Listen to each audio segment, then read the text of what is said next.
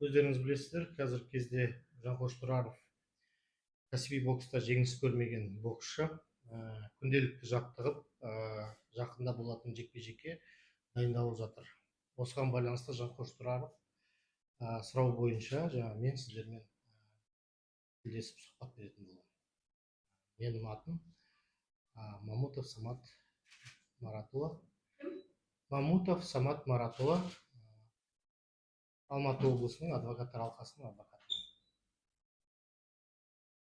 Осы күнге дейін интернет желісінде таратылып жатқан Жанқош Тұраров зорлық жасады деген ақпаратқа пікір айтпаған себептеріміз сотқа дейінгі тергеп тексеруге кедергі жасамайық деген шешім болған. Бірақ арызданушы Анару Құрманәлінің өзінің уәждерін бұқаралық ақпараттар құралдарына сұхбат ретінде беріп,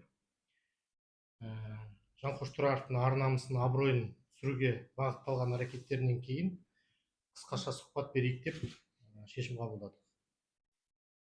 Азаматша Анару Құрманәлінің Жанқош Жасұланұлы Тұраровқа Алматы қаласының Әуезов ауданының полиция басқармасына берілген арызы бойынша қылмыстық іс тіркеліп, тиісті сараптамалар тағайындалып, сотқа дейінгі тергеп тексеру жүргізіліп жатқаны барлығымызға белгілі. Жанқош Жасұланұлы Тұраров арызданушы Анару Құрманәлінің арызында көрсетілген және бұқаралық ақпараттар құралдарында берген сұхбаттарын, яғни зорлық болған туралы растамайды. Бәрі жалған, ойдан шығарылған деп есептейді. Ақиқат орын алатынына үміт артады. Азаматша Анару Құрманәлінің арыз бойынша қылмыстық іс тіркелген себептері ол зорлық туралы ақпараттар Қазақстан Республикасының қылмыстық процестік кодексінің 32-ші бабына сәйкес қылмыстық құқық бұзушылықтар туралы істер жекеше жариялау, айыптау істері болып есептеледі. Арызданушының арызы бойынша басталады. Арызда көрсетілген деректерді тексеру үшін сот дәрігерлік және басқа да сараптамалар өткізілу қажет. Ал сараптамалар өткізу үшін және де басқа ақпараттарды тексеру үшін қылмыстық іс міндетті түрде сотқа дейінгі бірыңғай тізімге тіркелуге тиіс.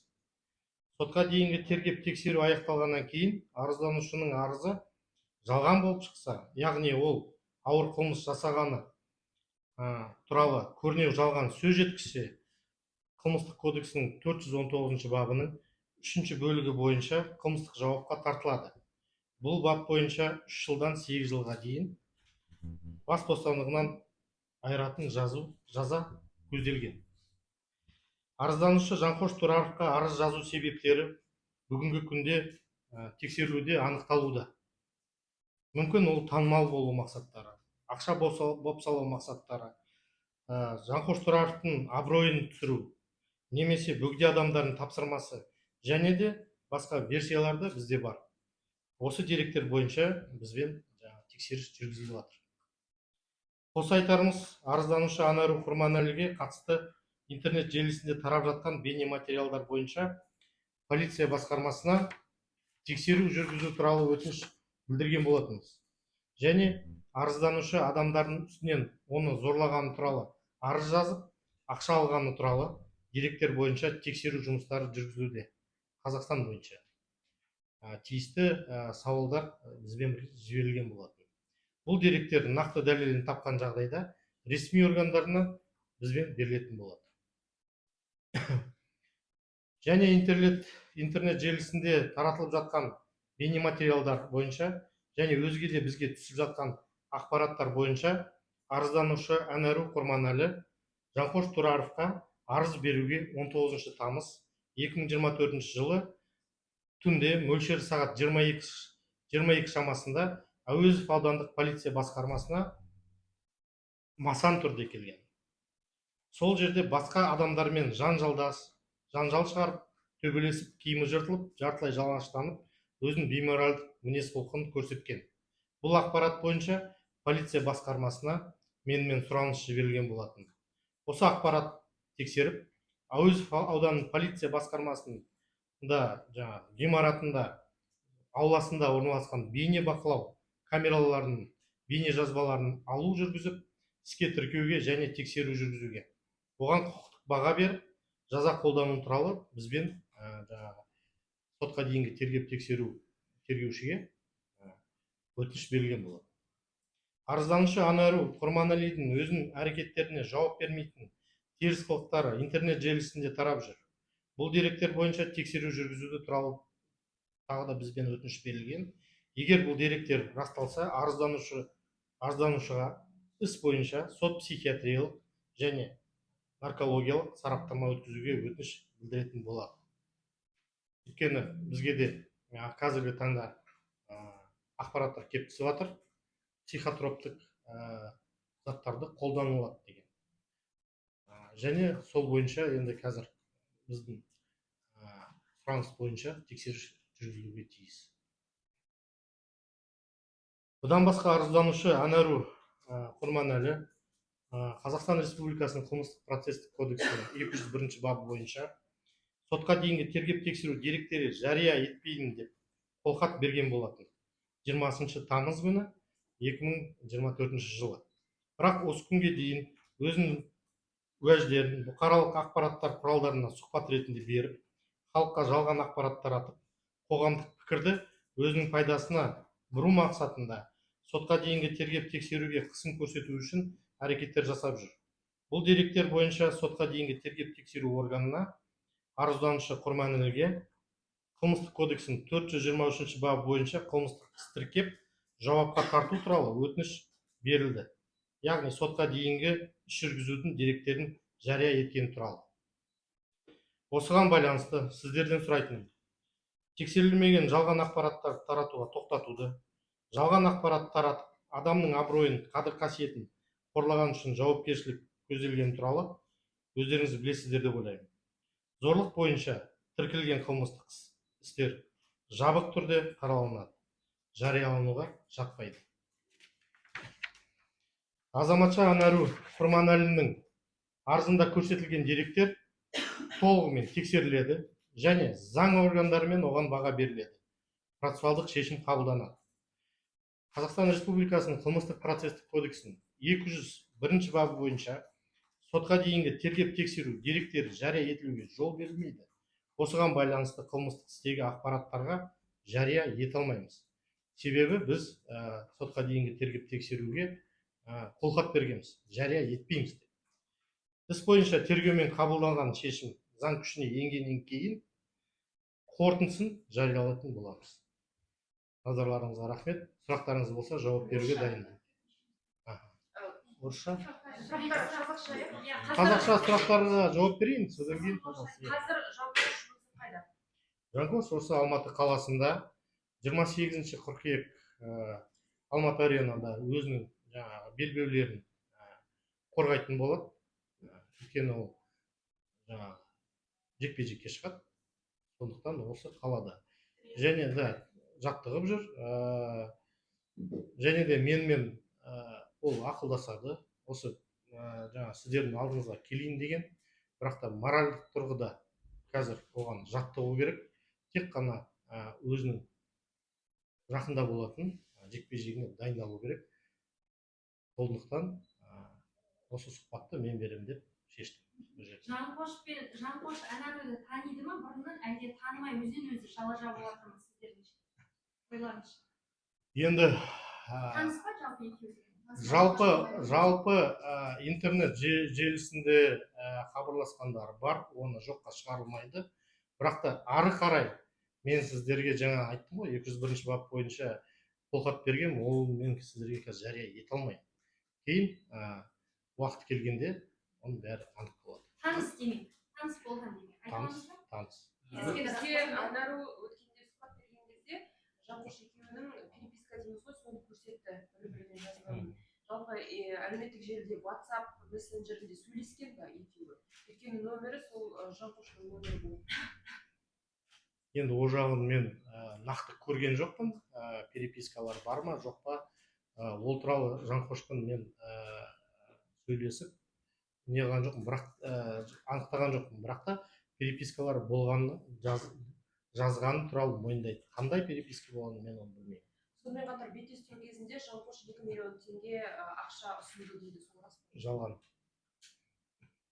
Объясните, пожалуйста, на русском языке, знаком ли Жанкош с Анару? На русском языке. На русском языке я могу сказать, что данные лица знакомы через социальные сети. 2018 жылдан бері, иә? Анарудың айтқаны бойынша. Нақты жарияламаймын сізге. Какие были отношения? Жаңа айттым сізге. Ал. Вы говорите, они были знакомы, а какие у них вообще были отношения? Или это только переписка в интернете была? Я не могу сейчас вам раскрывать все какие-либо сведения из материалов уголовного дела, потому что нами была дана подписка о неразглашении сведений. А что вы можете сказать? То, что я сказал. Жанқоштың күткен Жанқош осы адамды жіберу мүмкін деген секілді. Осыған байланысты не айтасыз? Бұл дерек бойынша бізден жаңағы Қазақстан Республикасының бас прокуратурасындағы арнайы статистика мекемесіне сұраныстар жіберілген болады. Осыған байланысты біз әлі оған жауап алған жоқпыз. Егер де жауап алған кезде, осы деректер бізде болған кезде, біз сіздерге комментарий береміз. Бірақ та енді Жанқош адам жіберіп, мұндай нәрсе істейді деп, ондай жігіт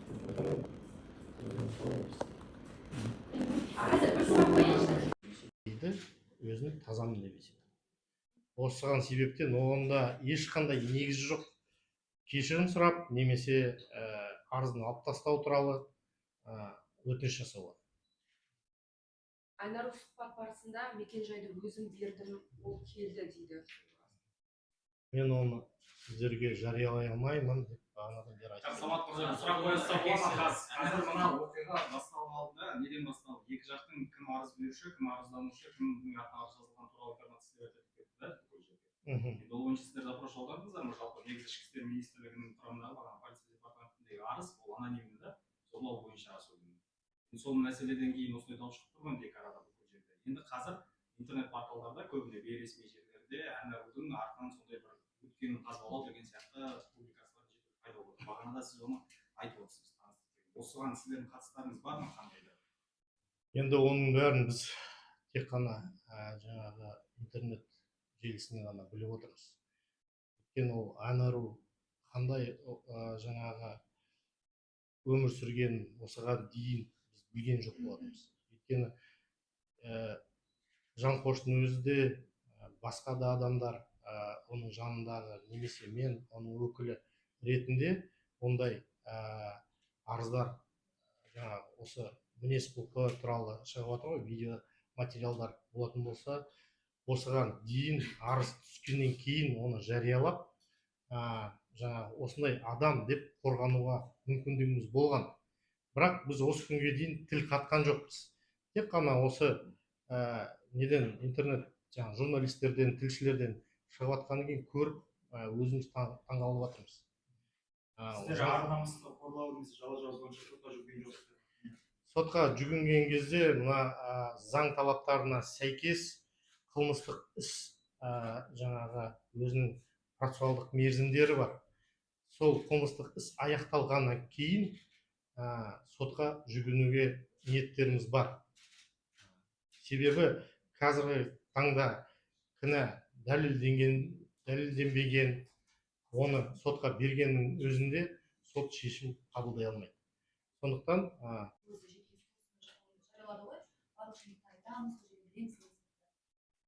жоқ, енді оның ниеті болған, сіздердің алдыңызға шығып, шындықты айтып, бәрін жариялауға.